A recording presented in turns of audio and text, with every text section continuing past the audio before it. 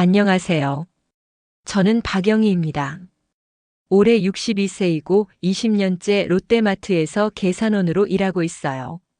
매일 새벽 5시 30분에 일어나서 6시에 출근해요. 마트 문이 열리는 오전 9시까지는 진열대 정리를 하고 그 이후부터는 계산대에 서서 밤 10시까지 일하죠. 하루 15시간을 마트에서 보내는 셈이에요. 사람들은 제게 자주 물어봐요. 혜진이가 간호사인데 왜 아직도 일하세요? 이제 좀 쉬셔도 되지 않나요? 딸 혜진이도 마찬가지예요. 엄마, 제가 이제 혼자서도 충분히 살 수 있어요. 그만 쉬세요. 하지만 저는 일을 그만둘 생각이 없어요. 아직 건강하고 무엇보다 이 일이 제게는 특별한 의미가 있거든요. 20년 전에 제 모습을 상상할 수 있으세요? 서울 강남구 대치동 54평. 아파트에 살면서 매일 아침 운전기사가 모는 차를 타고 출근했어요. 명품 정장을 입고 삼성그룹 계열사 기획팀 과장으로 일했죠. 서울대학교 경영학과를 졸업하고 대학 시절에는 전국 경영 사례 분석 대회에서 대상을 받기도 했어요. 그때는 정말 화려한 삶이었어요. 남편 최민수 씨와는 대학 동기였어요. 그 사람도 서울대 경영학과 출신이었고 졸업 후에는 중견기업에서 임원으로 일하다가 독립해서 무역회사를 차렸어요. 신혼 초기에는 정말 행복했어요. 강남 한복판에 넓은 집, 외제차 2대, 해외여행을 1년에 3번씩 다녔죠. 혜진이가 태어났을 때는 최고급 산후조리원에서 한 달을 보냈어요. 하지만 인생이라는 게 참 무서운 거예요. 하루아침에 모든 게 무너질 수 있다는 걸 그때 깨달았어요. 혜진이가 6살 되던 해 남편의 회사가 부도가 났어요. 무역업이라는 게 환율 변동에 민감한 업종인데 IMF 외환위기가 터지면서 하루아침에 수십억 원의 손실이 생긴 거예요. 남편은 개인 보증을 서서 빚을 떠안게 됐고 우리 집도 담보로 잡혀 있었어요. 영희야, 미안해. 내가 모든 걸 잃게 했어. 남편이 제게 마지막으로 한 말이에요. 그 이후 남편은 스트레스로 심장마비를 일으켜 세상을 떠났어요. 34살의 저는 하루아침에 홀로 되었고 어린 딸과 함께 수억 원의 빚더미에 앉게 된 거예요. 장례식장에서 사람들의 시선이 아직도 생생해요. 그래도 학벌이 좋으니까 금세 다시 일어날 거야. 서울대 나온 사람이 어디 가겠어? 하지만 현실은 달랐어요. 빚을 갚기 위해 집을 팔고 차를 팔고 그동안 모아둔 적금도 모두 정리했어요. 그래도 10억 원이 넘는 빚이 남았어요. 그때 제가 내린 결정이 바로 신분을 숨기는 것이었어요. 혜진이를 위해서라도 새로운 삶을 시작해야 했거든요. 서울대 졸업장은 박스 깊숙이 넣어두고 이력서에는 고등학교 졸업으로만 써냈어요. 대기업 경력도 모두 지웠어요. 대신 성실하고 근면한 일반 주부로 새롭게 태어난 거죠. 첫 직장이 바로 이 롯데마트였어요. 면접 볼 때 떨렸어요. 계산원 경험이 있으세요? 아니요, 처음이에요. 그래도 꼼꼼해 보이시네요. 일단 해보시죠. 그렇게 시작된 마트 생활이 벌써 20년이 됐어요. 처음에는 정말 힘들었어요. 하루 종일 서 있는 것도 힘들었고 손님들 중에는 반말하는 사람들도 많았어요. 아줌마, 빨리 좀 해봐. 이거 가격이 틀린 것 같은데? 그럴 때마다 마음이 상했지만 꾹 참았어요. 혜진이를 생각하면 견딜 수 있었거든요. 그런데 놀라운 일이 생겼어요. 제가 가진 경영학 지식이 여기서도 도움이 된 거예요. 어떤 상품이 언제 많이 팔리는지, 진열을 어떻게 하면 매출이 늘어나는지, 고객 동선을 어떻게 설계해야 하는지. 점장님이 놀라워하셨어요. 영희 씨, 정말 센스가 있으시네요. 매출이 눈에 띄게 늘었어요. 5년 차쯤 되니까 제게 팀장 제안이 들어왔어요. 하지만 거절했어요. 너무 눈에 띄면 과거가 들통날까봐 걱정됐거든요. 그냥 성실한 계산원으로 평생 살기로 마음먹었어요. 한편으로는 부동산 공부를 시작했어요. 경영학 전공자라서 시장 분석이나 투자 판단에는 자신이 있었거든요. 마트 월급 150만 원 중에서 100만 원씩을 꼬박꼬박 모았어요. 혜진이와 둘이 살기에는 원룸이면 충분했고 외식도 거의 하지 않았어요. 3년간 모은 돈으로 작은 오피스텔을 하나 샀어요. 그게 시작이었어요. 그 오피스텔을 임대로 주면서 나오는 수입과 마트 월급을 합쳐서 계속 투자했어요. 5년 만에 오피스텔 3개, 10년 만에 아파트 2채, 상가 1개를 소유하게 됐어요. 지금은 매월 임대 수입만 800만 원이 넘어요. 총 자산도 시가로 15억 원 정도 되고요. 혜진이는 아무것도 몰라요. 엄마가 마트에서 힘들게 일해서 자신을 키워줬다고만 생각하고 있어요. 간호대학 다닐 때 학비며 생활비를 대주면서도 엄마가 야근 수당까지 받아서 겨우겨우 마련했다고 말했거든요. 사실은 임대 수입으로도 충분했지만 말이에요. 왜 혜진이에게 말하지 않았냐고요? 진짜 이유는 따로 있어요. 혜진이가 세상을 제대로 보기를 원했거든요.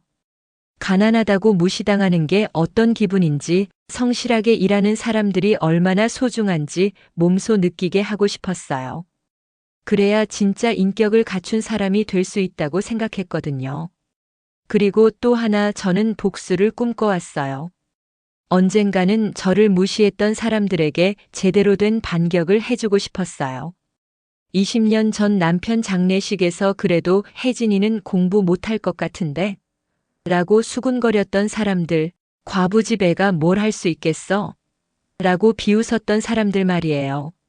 마트에서 일하면서도 그런 사람들을 많이 만났어요. 계산원 아줌마가 뭘 알아? 라고 하는 사람들, 반말하면서 함부로 대하는 사람들. 그럴 때마다 속으로 생각했어요.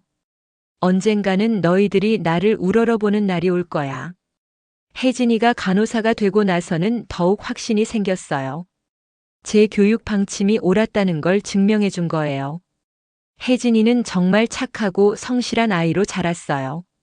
부자든 가난하든 모든 환자를 똑같이 대하고 청소하시는 분들께도 항상 정중하게 인사해요. 그런 모습을 볼 때마다 뿌듯했어요. 그런데 혜진이가 남자친구 이야기를 하기 시작했어요. 엄마. 혜진이가 집에 뛰어들어오면서 소리쳤어요. 그런데 표정을 보니 걱정되는 일이 아니라 기쁜 일인 것 같더라고요. 얼굴이 완전히 상기되어 있었거든요. 무슨 일이야, 혜진아? 제가 물어보니까 혜진이가 방방 뛰면서 말하더라고요. 엄마, 저 남자친구 있어요. 저는 사실 예상하고 있었어요. 최근 한 달 동안 혜진이가 평소와 달랐거든요. 퇴근하고 오면 거울 앞에서 화장을 고치고 평소에는 안 하던 네일 아트도 받고 무엇보다 핸드폰만 보면서 혼자 웃고 있었어요. 어머니 직감으로는 분명 좋은 사람을 만났구나 싶었는데 역시 맞았네요. 그래? 어떤 사람인데? 제가 관심 있는 척 물어봤지만 사실 저는 이미 태웅에 대해 어느 정도 알고 있었어요. 혜진이가 병원에서 동료들과 이야기하는 걸 우연히 들었거든요. 우리 혜진이가 요즘 남자친구 때문에 날아다닌다더라. IT 회사 다니는 괜찮은 사람이래. 그런 얘기들이요. 엄마 정말 좋은 사람이에요. 혜진이가 눈을 반짝이면서 말했어요. 이름은 김태웅이고 나이는 33이에요. 카이스트 컴퓨터 공학과를 졸업하고 지금은 네이버에서 팀장으로 일해요. 키도 크고 정말 젠틀맨이에요. 그런데 혜진이 말을 들어보니 뭔가 이상했어요. 너무 완벽한 조건이었거든요. 명문대 출신의 대기업 팀장이라니. 혜진이 같은 평범한 간호사에게는 과분한 조건 아닌가요? 저는 속으로 생각했어요. 혹시 이 남자가 진심일까? 엄마, 태웅이가 저한테 프로포즈했어요. 혜진이가 갑자기 손을 내밀면서 반지를 보여줬어요. 그리 비싸 보이지는 않았지만 정성스럽게 고른 티가 났어요. 결혼하자고 했어요. 그래서 양가 상견례를 하자고 하더라고요. 상견례라는 말을 들으니 제 심장이 뛰기 시작했어요. 드디어 제가 20년간 기다려온 순간이 오는구나 싶었거든요. 그래. 언제 하기로 했는데? 다음 주 일요일이요. 태웅이 부모님이 시간 되신다고 해서요. 그날 밤 혜진이가 잠든 후 저는 컴퓨터 앞에 앉아서 본격적인 조사를 시작했어요.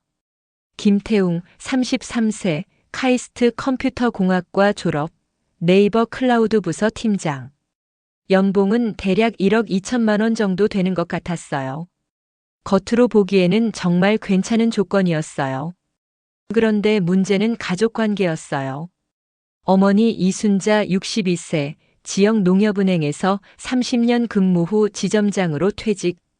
아버지 김동철 65세, 중학교 교사 출신. 언뜻 보면 평범한 중산층 가정 같았어요. 하지만 더 깊이 파보니 충격적인 사실들이 나왔어요. 이순자 씨가 작년에 강남 재건축 아파트에 투자했다가 3억 2천만 원의 손실을 봤다는 거예요. 그것도 태웅 명의로 대출을 받아서 말이에요. 지금 태웅이 매월 400만 원씩 대출 이자를 갚고 있다는 소문도 있었고요. 더 가관인 건 이순자 씨의 SNS였어요. 페이스북에 올린 글들을 보니까 완전히 허영덩어리더라고요. 오늘 백화점에서 명품 가방 하나 샀어요. 역시 품격은 브랜드에서 나오는 것 같아요. 우리 태웅이는 대기업 팀장이라서 앞으로 임원까지 승진할 거예요. 좋은 며느리만 만나면 되는데.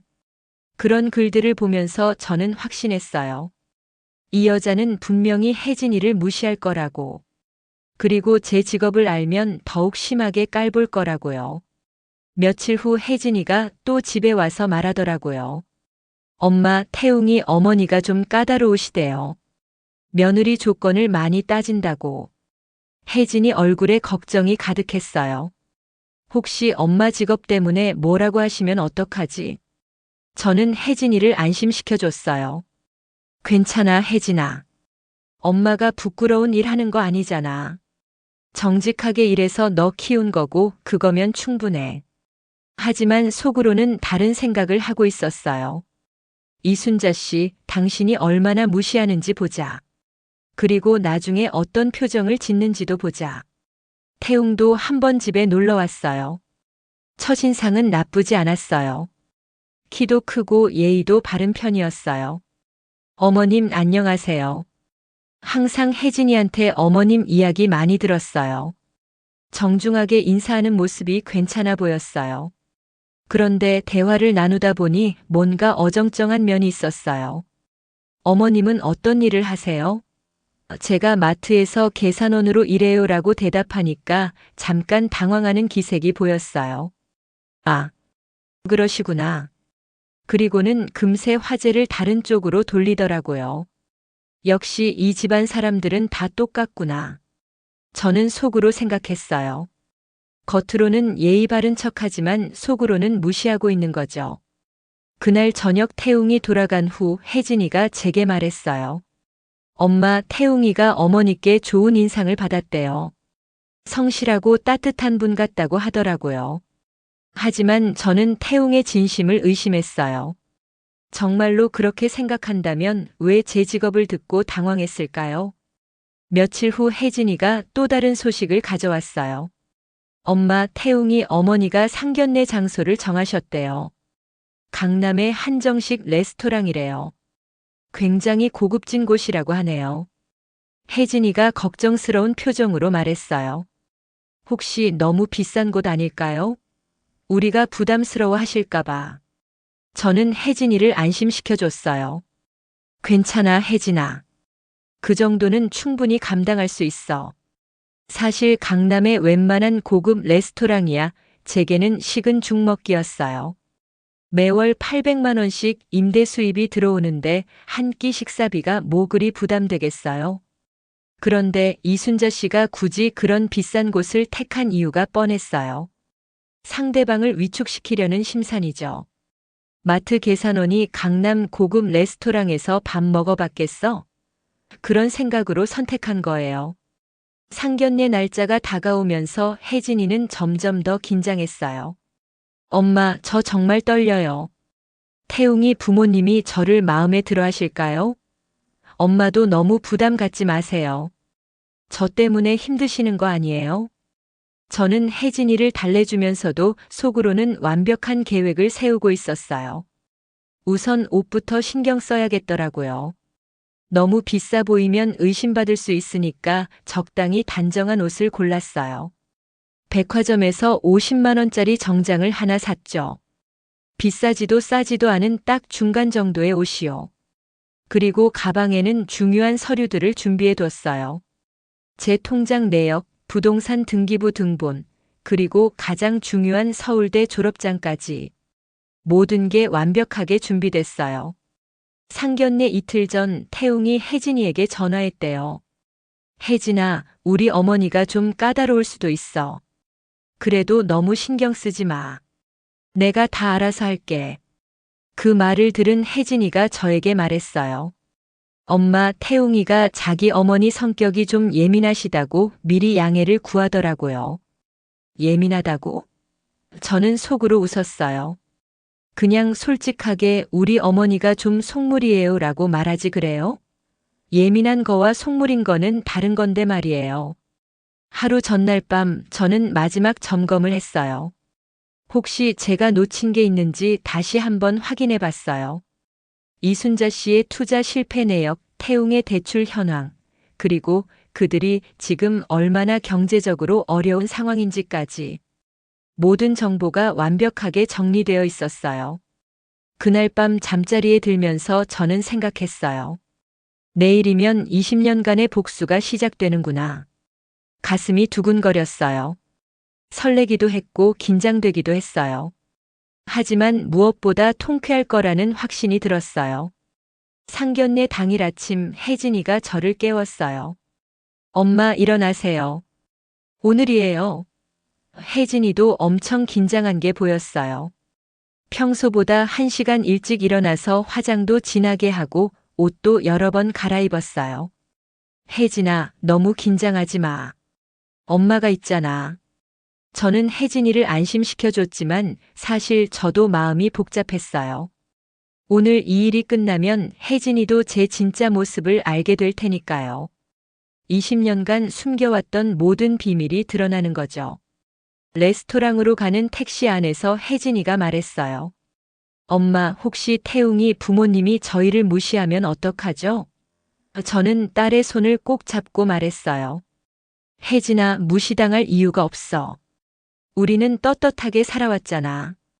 그리고 정말 중요한 건 사람의 인격이야. 돈이나 지위가 아니라. 하지만 속으로는 다른 생각을 하고 있었어요. 이순자 씨, 오늘 제대로 혼쭐을 내주겠어. 20년간 참고 기다린 보람이 있을 거야.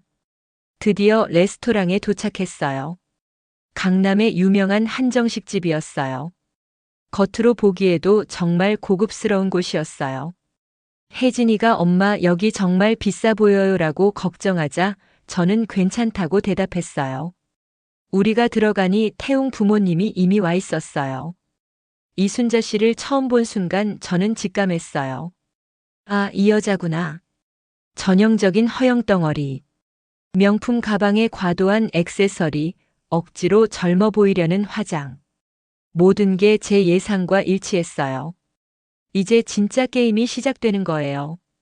레스토랑에 들어서는 순간 저는 이순자 씨의 모든 걸 한눈에 파악할 수 있었어요. 명품 가방을 어깨에 걸고 있었는데 그게 진짜인지 가짜인지는 몰라도 과시욕이 역력했어요. 목에는 진주 목걸이, 손목에는 금팔찌까지. 완전히 나 돈 있어요를 어필하고 있었죠. 안녕하세요. 혜진이 어머니 박영희입니다. 제가 정중하게 인사를 드렸어요. 이순자 씨도 겉으로는 예의를 갖춰 대답했어요. 아, 네. 반갑습니다. 태웅이 어머니 이순자예요. 하지만 그 눈빛을 어떻게 속일 수 있겠어요? 저를 위아래로 훑어보는 시선이 이미 품평하고 있었거든요. 테이블에 앉자마자 분위기가 미묘했어요. 태웅 아버지는 조용한 편이었지만 이순자 씨는 처음부터 주도권을 잡으려고 했어요. 여기 음식 정말 맛있어요. 저희가 자주 오는 곳이거든요. 거짓말이었어요. 제가 미리 조사해 보니까 이 집은 1인당 최소 15만 원은 하는 고급 한정식 집이었거든요. 이순자 씨 형편에 자주 올 수 있는 곳이 아니에요. 그러시군요. 정말 고급스러운 곳이네요. 저는 적당히 맞장구를 쳐줬어요. 혜진이는 긴장한 기색이 역력했어요. 메뉴판을 보면서 가격 때문에 걱정하고 있는 게 보였거든요. 태웅도 뭔가 어색해하는 것 같았어요. 음식이 나오기 시작하면서 본격적인 대화가 시작됐어요. 이순자 씨가 먼저 포문을 열었어요. 혜진 씨는 어느 병원에서 일하세요? 서울대학교 병원에서 간호사로 일하고 있어요. 혜진이가 대답했어요. 아, 그래요? 간호사. 그것도 괜찮은 직업이긴 하죠. 그 말투에서 이미 무시하는 뉘앙스가 느껴졌어요. 괜찮은 직업이긴 하다니요. 마치 자기보다 한참 아래 직업인 것처럼 말하는 거예요.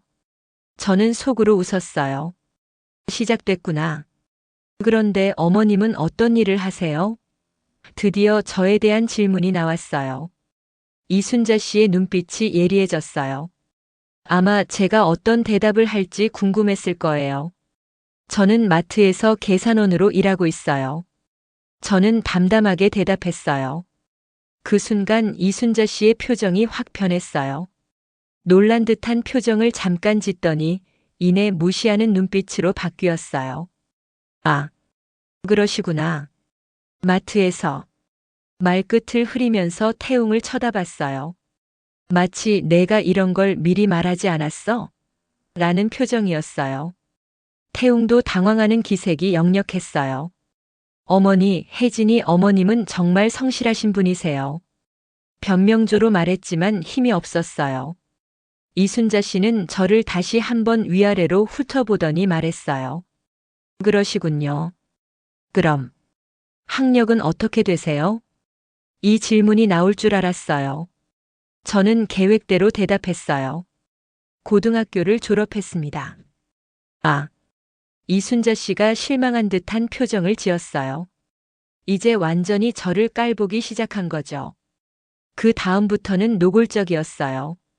이순자 씨는 저와 대화하려고 하지 않았어요. 대신 태웅에게만 집중했어요. 태웅아, 회사 일은 어때? 요즘 승진 얘기 없어? 팀장이니까 다음엔 부장이겠네. 완전히 저희를 무시하고 있었어요. 혜진이 얼굴이 점점 어두워지는 게 보였어요. 저는 딸의 손을 살짝 잡아줬어요. 괜찮다는 신호였어요. 하지만 속으로는 이순자 씨의 모든 행동을 메모하고 있었어요. 나중에 이용할 거거든요. 우리 태웅이는 명문대 출신이거든요. 이순자 씨가 갑자기 자랑을 시작했어요. 카이스트 컴퓨터공학과 졸업했어요. 요즘 IT가 전망이 좋다고 해서 일부러 그쪽으로 보낸 거예요. 저를 쳐다보면서 어머님도 교육에 관심이 많으시죠? 라고 물었어요. 그럼요. 혜진이도 간호대학 보내느라 정말 애썼어요. 제가 대답하자 이순자 씨가 비웃는 듯한 표정을 지었어요. 간호대학. 그것도 나름 괜찮긴 하죠.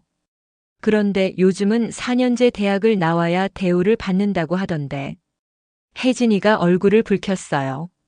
저는 4년제 간호대학을 졸업했어요. 아, 그래요? 그럼 다행이네요. 이순자 씨는 마지못해 인정하는 듯한 말투였어요. 그런데 이게 끝이 아니었어요. 이순자 씨는 계속해서 저희를 깔보는 발언을 했어요. 요즘 젊은 사람들은 배우자 선택할 때 가정 환경도 중요하게 봐야 해요. 집안의 문화 수준이랄까. 그런 게 자녀 교육에도 영향을 미치거든요. 이 말은 명백히 저를 겨냥한 거였어요. 마트 계산원인 제가 문화 수준이 낮다는 뜻이었죠. 혜진이가 더 이상 참지 못하겠다는 표정을 짓기 시작했어요.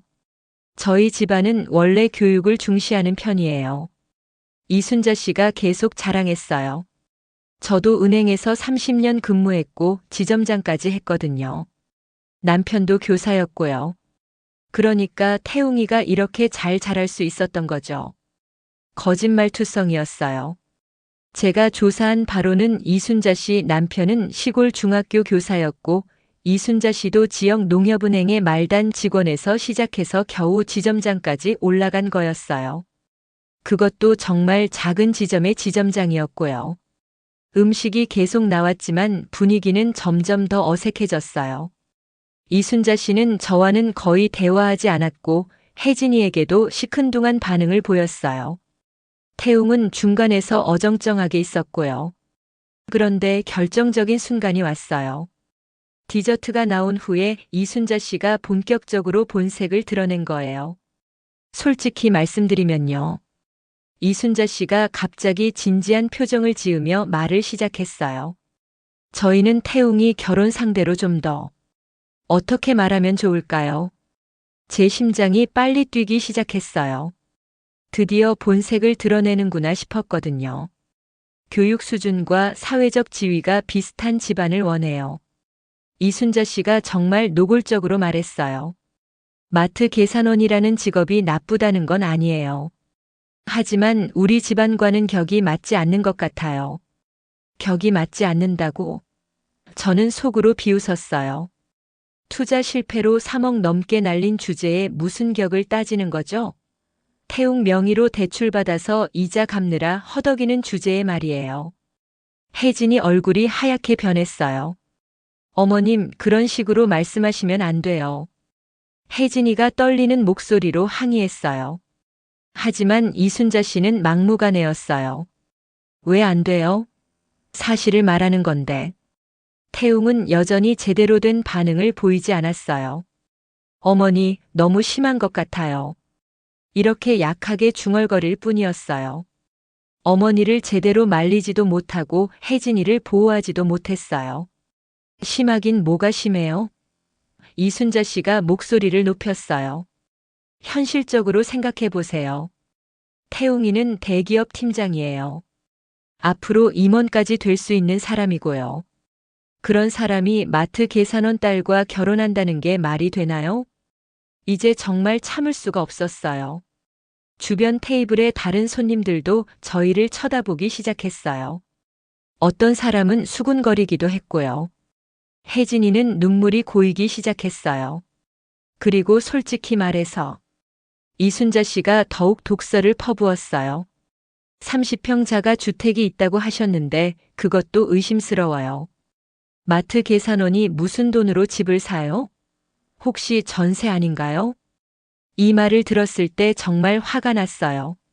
제가 20년간 피땀 흘려 모은 재산을 의심하다니요. 하지만 아직은 참아야 할 때였어요. 제 계획을 망칠 수는 없었거든요. 아니, 정말 어이가 없네요. 이순자 씨가 코웃음을 쳤어요.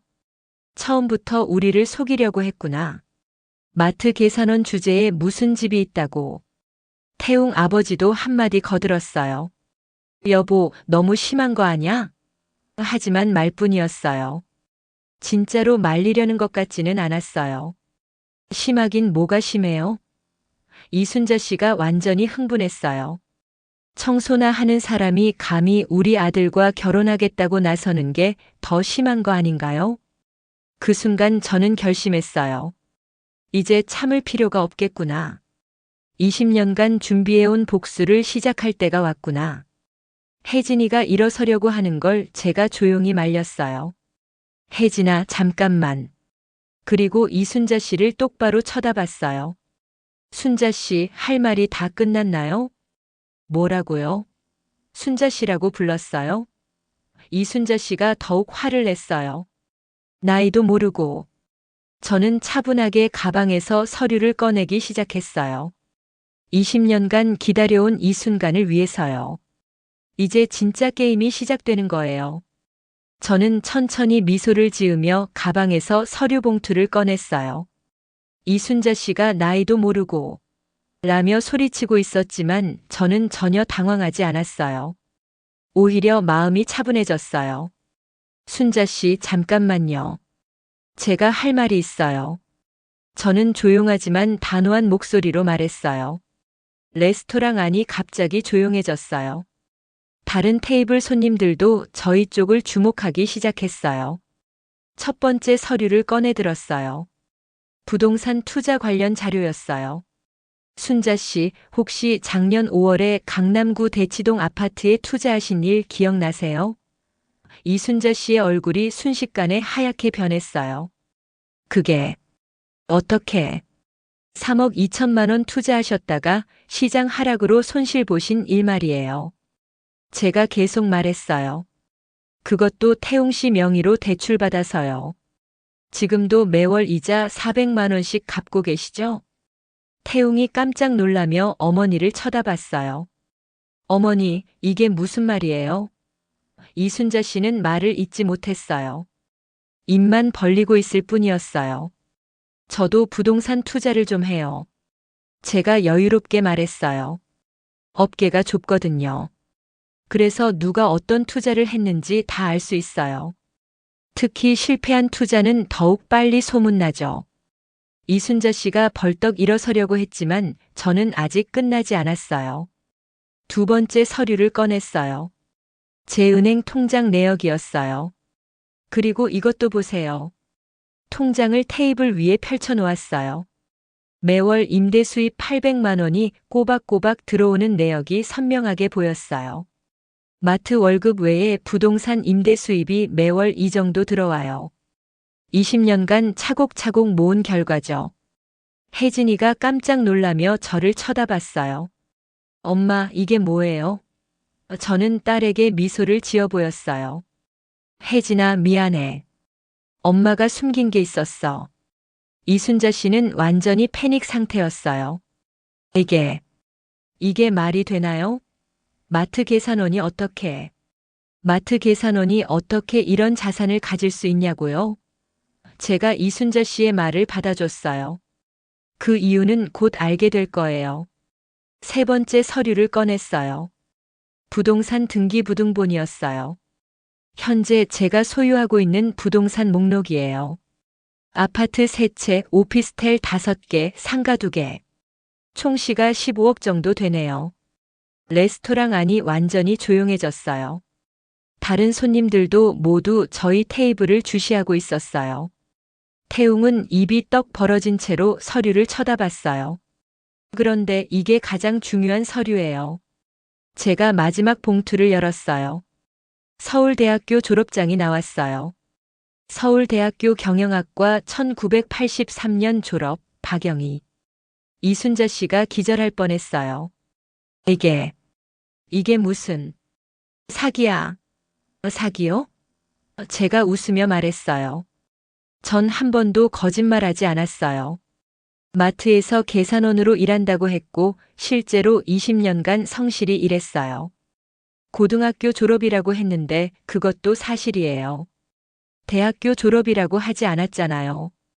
태웅이 당황해서 물었어요. 그럼 왜 마트에서? 남편이 사업 실패로 세상을 떠난 후 새로운 삶을 시작하기로 했거든요. 제가 차분하게 설명했어요. 신분을 숨기고 정말 밑바닥부터 다시 시작하는 거였어요. 그래야 진정한 인생을 살 수 있다고 생각했거든요. 혜진이가 눈물을 글썽이며 말했어요. 엄마, 그럼 지금까지 미안해, 혜진아. 엄마가 너에게도 숨긴 게 있었어. 하지만 내가 진짜 사람의 가치를 알았으면 했어. 돈이나 지위가 아니라 인격으로 사람을 판단하는 법을 배웠으면 했거든. 이순자 씨는 여전히 믿을 수 없다는 표정이었어요. 아니, 이게 말이 되나요? 서울대 졸업한 사람이 왜 마트에서? 순자 씨는 어느 대학 출신이시죠? 제가 조용히 물었어요. 이순자 씨의 얼굴이 더욱 하얗게 변했어요. 그건 전문대 은행경영과 졸업하셨죠? 제가 정확히 말하자 이순자 씨는 아무 말도 할 수 없었어요. 물론 학력으로 사람을 판단하지는 않아요. 하지만 굳이 비교하자면 말이에요. 태웅 아버지가 급하게 말했어요. 이게 확인할 수 있는 건가요? 당연하죠. 제가 서울대 총동창회 멤버십 카드까지 꺼내 보였어요. 언제든지 확인해 보세요. 이순자 씨가 완전히 멘붕 상태에 빠졌어요. 아니, 그럼 지금까지 우리를 속였다고요? 제가 이순자 씨의 말을 받아줬어요. 전 속인 적 없어요. 다만 순자 씨가 겉모습만 보고 단정지었을 뿐이죠. 그런데 말이에요, 순자 씨. 제가 더욱 충격적인 폭탄을 터뜨렸어요. 순자 씨가 투자 실패한 그 강남 아파트, 혹시 어떻게 됐는지 아세요? 이순자 씨가 떨리는 목소리로 물었어요. 뭘 말하는 거예요? 제가 샀어요. 제가 미소를 지으며 말했어요. 순자 씨가 금매로 내놓은 그 아파트, 시세보다 1억 싸게 제가 사드렸거든요. 지금은 좋은 임차인 구해서 매월 250만 원씩 임대 수입 받고 있어요. 이순자 씨가 의자에 주저앉았어요. 완전히 기력을 잃은 것 같았어요. 그럼 그때 매수자가 바로 저였어요. 제가 확인 사살을 날렸어요. 순자 씨 덕분에 좋은 투자 기회를 얻었어요. 감사해야죠. 태웅이 급하게 말했어요. 어머님, 저는 정말 몰랐어요. 혜진 씨 어머님이 이런 분인 줄.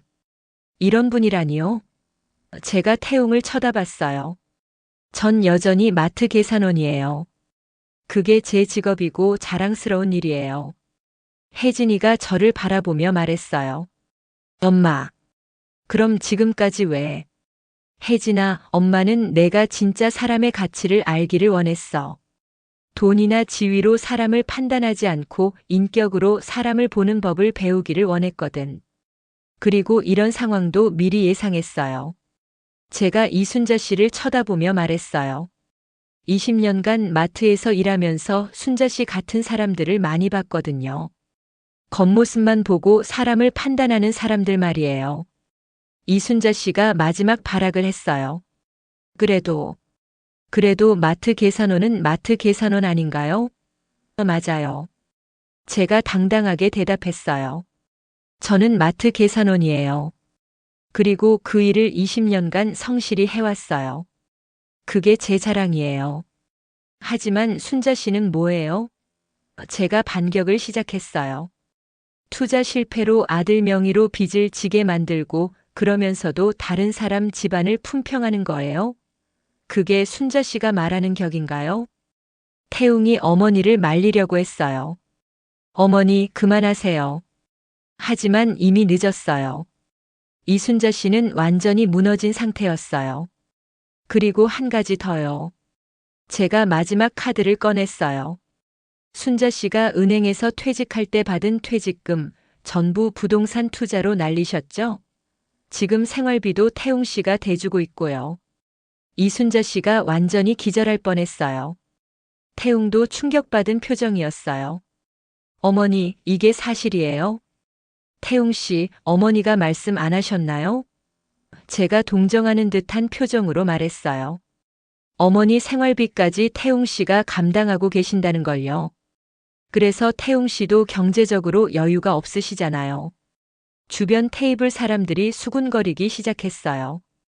어떤 사람은 휴대폰으로 동영상을 찍는 것 같기도 했어요. 이순자 씨는 완전히 망신당한 상태였어요. 순자 씨, 이제 아시겠어요? 제가 마지막으로 말했어요. 사람은 겉모습으로 판단하면 안 돼요. 저는 마트 계산원이지만 순자 씨보다 경제적으로도 여유롭고 학력도 높고 무엇보다 인격적으로 훨씬 성숙해요. 혜진이가 제 손을 꼭 잡았어요. 엄마 정말 대단해요. 20년간 이런 모든 걸 혼자. 혜진아, 엄마는 내가 자랑스러워. 오늘 이 자리에서도 당당하게 행동했잖아. 태웅이 급하게 말했어요. 혜진 씨, 저는 정말 몰랐어요. 어머님이 이런 훌륭한 분인 줄. 늦었어요, 태웅 씨. 혜진이가 단호하게 말했어요. 중요한 순간에 저희를 지켜주지 못한 사람과는 함께할 수 없어요. 20년간의 복수가 완성되는 순간이었어요. 늦었어요, 태웅 씨. 혜진이의 단호한 목소리가 레스토랑 안에 울려 퍼졌어요. 중요한 순간에 저희를 지켜주지 못한 사람과는 함께할 수 없어요. 태웅이 급하게 일어서며 말했어요. 혜진아, 잠깐만. 내가 설명할게. 어머니가 원래 이런 분이 아니야. 하지만 혜진이는 이미 마음을 정한 것 같았어요.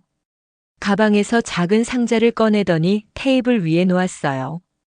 태웅이 준 약혼 반지였어요. 이것도 돌려드릴게요.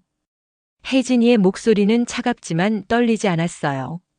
제가 키운 딸답게 당당했어요.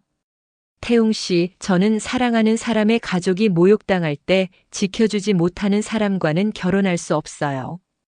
이순자 씨가 그제서야 정신을 차린 듯 소리쳤어요. 그래. 잘 됐어. 우리도 마트 계산원 딸은 싫었어. 하지만 그 목소리에는 이미 기세가 꺾여 있었어요. 아까까지의 오만함은 온데간데 없고 오히려 초라해 보였어요. 저는 천천히 일어서며 말했어요. 순자 씨, 마지막으로 한 가지만 더 말씀드릴게요. 이순자 씨가 저를 쳐다봤지만 이미 겁먹은 표정이었어요.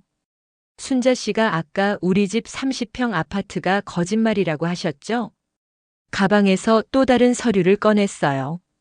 이건 저희 집 등기부등본이에요. 30평이 아니라 50평이에요. 그것도 강남구 대치동에 있고요. 이순자 씨의 얼굴이 더욱 하얗게 변했어요. 그리고 이건 작년에 전액 대출 상환을 끝낸 증명서고요. 태웅이 어이없다는 표정을 지었어요. 그럼 정말로? 네, 정말이에요. 저는 미소를 지으며 대답했어요. 순자 씨 말대로라면 저희가 여러 면에서 격이 안 맞네요. 저희가 너무 높아서요. 그 순간 주변 테이블에서 박수가 터져 나왔어요. 정말 통쾌하다. 마트 계산원님이 완전 멋있어요. 다른 손님들이 저희를 응원하고 있었어요. 아까부터 이순자 씨의 모욕적인 말들을 다 들었던 거죠. 한 중년 여성이 다가와서 말했어요. 계산원님 정말 대단하세요. 20년간 그렇게 인내하시면서 또 다른 남성도 요즘 같은 세상에 정말 필요한 일침이었어요 라고 격려해 주었어요. 이순자 씨는 완전히 위축되어 있었어요. 주변의 시선들이 모두 자신을 비난하고 있다는 걸 알았거든요. 여보, 우리 그냥 가자. 태웅 아버지가 부끄러워하며 아내를 재촉했어요. 하지만 저는 아직 끝내지 않았어요. 잠깐만요, 태웅 씨. 태웅이 어쩔 줄 몰라 하며 저를 쳐다봤어요. 혹시 어머니 빚 문제로 고민이 많으시죠? 태웅이 깜짝 놀라며 물었어요. 그걸 어떻게 해? 제가 도와드릴 수도 있었는데요. 저는 아쉬운 표정을 지으며 말했어요.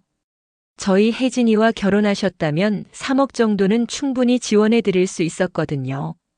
태웅의 얼굴이 하얗게 변했어요. 3억이라는 돈이 자신에게 얼마나 절실한지 알고 있었거든요. 정말이에요?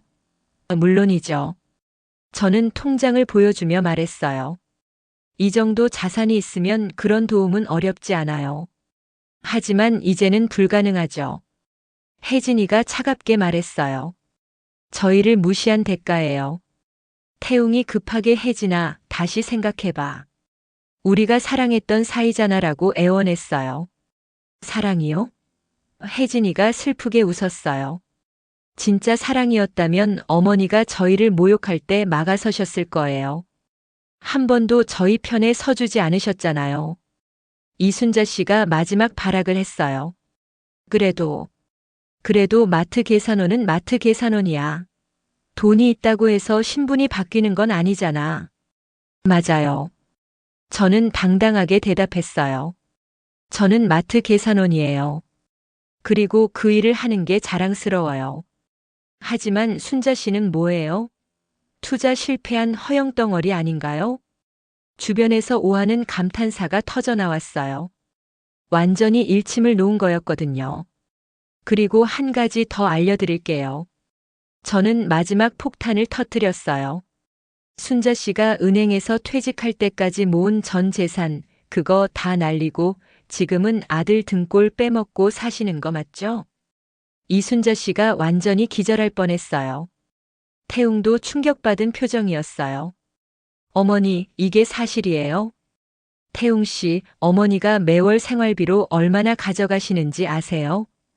제가 동정하는 듯한 목소리로 물었어요. 150만 원이죠? 그래서 태웅 씨가 원룸에서 혼자 사시는 거고요. 태웅이 어머니를 쳐다봤지만 이순자 씨는 아무 말도 할 수 없었어요. 모든 게 사실이었거든요. 반면에 저는 어떤가요? 저는 자신 있게 말했어요. 딸에게 한 번도 손 벌린 적 없어요. 오히려 혜진이가 결혼하면 신혼집부터 시작해서 모든 걸 지원해 줄 계획이었어요. 혜진이가 눈물을 글썽이며 제 손을 잡았어요. 엄마, 정말 죄송해요. 20년간 이런 걸 혼자 감당하시면서. 미안할 게 뭐 있어, 혜진아. 저는 딸을 꼭 안아줬어요. 엄마는 내가 진짜 사람의 가치를 아는 아이로 자라기를 원했어. 그리고 오늘 확인했잖아. 우리 혜진이가 얼마나 당당하고 멋진 아이인지. 주변 사람들이 다시 박수를 쳤어요. 정말 감동적이에요. 모녀가 모두 멋있어요. 이순자 씨는 이제 완전히 무너져 있었어요. 여보, 우리 정말 가자. 더 이상 여기 있을 수 없어. 태웅 아버지도 부끄러워서 견딜 수 없다는 표정이었어요. 태웅이 마지막으로 애원했어요. 혜진아, 정말 마지막으로 한 번만 더 생각해줘. 내가 변할게. 변하실 수 있을 것 같아요? 혜진이가 차갑게 물었어요. 30년 넘게 그런 환경에서 자라신 분이요? 그리고 저는 이제 확실히 알았어요. 혜진이가 태웅을 똑바로 쳐다보며 말했어요. 태웅 씨가 어떤 사람인지요. 중요한 순간에 결단력도 없고 사랑하는 사람도 지키지 못하는 사람이란 걸요. 태웅이 절망적인 표정을 지었어요. 3억이라는 돈과 사랑하는 여자를 동시에 잃은 거였거든요. 저희가 일어서자 레스토랑 안에 모든 손님들이 박수를 쳐줬어요. 정말 멋있었어요. 통쾌했어요. 그런 응원의 목소리들이 들려왔어요. 계산을 하려고 하니까 웨이터가 말했어요. 저쪽 테이블에서 계산을 대신 해주셨어요. 한 신사가 저희에게 다가와서 정말 감동받았습니다. 제가 계산할게요 라고 하더라고요. 레스토랑을 나오면서 혜진이가 말했어요. 엄마 정말 대단해요. 20년간 이런 계획이라기보다는 언젠가는 이런 일이 있을 거라고 생각했어.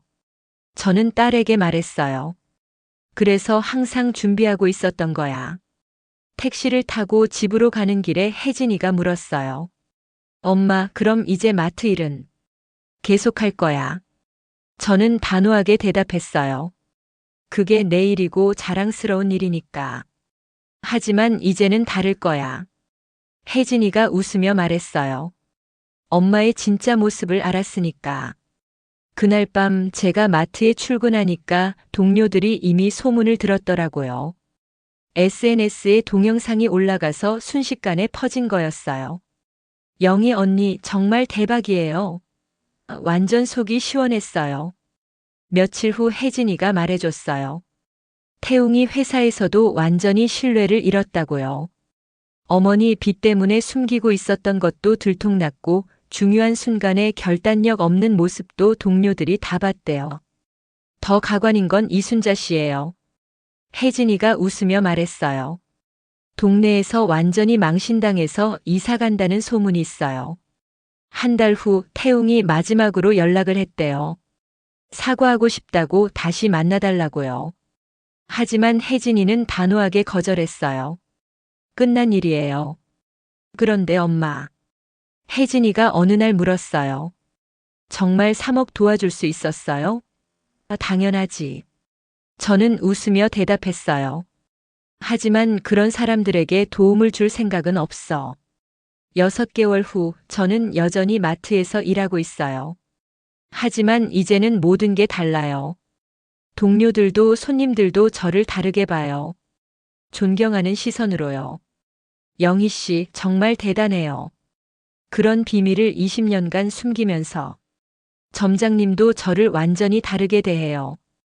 혜진이는 더욱 당당해졌어요. 엄마 덕분에 진짜 사람의 가치가 뭔지 알았어요. 겉모습이 아니라 진짜 인격을 보는 법을요. 어제는 마트에 새로운 손님이 왔어요. 명품 가방을 들고 거드름을 피우며 아줌마 빨리 좀 해봐라고 하더라고요. 예전 같았으면 참았겠지만 이제는 달라요. 죄송하지만 좀 더 정중하게 말씀해 주세요. 제가 당당하게 말했어요. 저도 사람이거든요. 그 손님이 깜짝 놀라더니 죄송합니다라고 사과했어요. 20년간의 참고 기다림이 만들어낸 완벽한 복수였어요. 그리고 이제 저는 정말 자유로워요. 더 이상 숨길 것도 부끄러워할 것도 없어요. 혜진아, 엄마가 너에게 물려줄 최고의 유산은 돈이 아니야. 제가 딸에게 말했어요. 바로 이거야. 어떤 상황에서도 당당할 수 있는 마음가짐. 진짜 귀족은 남을 무시하지 않아요. 그리고 진짜 품격은 어떤 일을 하느냐가 아니라 어떻게 사느냐에 달려 있어요. 저는 그걸 증명해낸 거예요. 20년간의 복수 정말 달콤했어요.